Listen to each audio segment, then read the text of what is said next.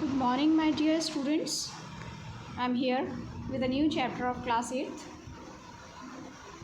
14 by Alice Gugstenberg. So, without wasting your time, let's start the summary of this beautiful chapter. Mrs. Pringle is hosting a dinner party of 14 guests, but because of the terrible blizzard outside and circumstances beyond her control, her guests telephone her one by one, cancelling their engagement with her.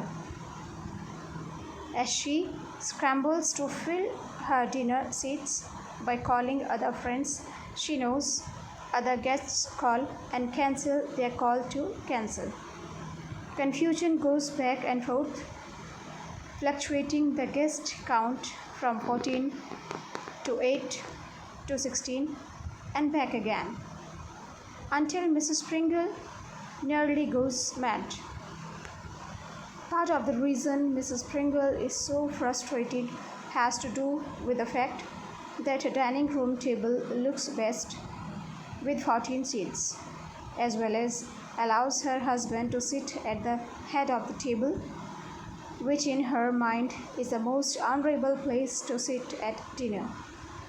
But more precisely, she is so concerned with the aesthetic value of the party because she wants to impress the guest of honor, Oliver Farnsworth, who she hopes will one day marry her daughter Elaine. In Mrs. Pringle's mind, if she herself does not impress Mr.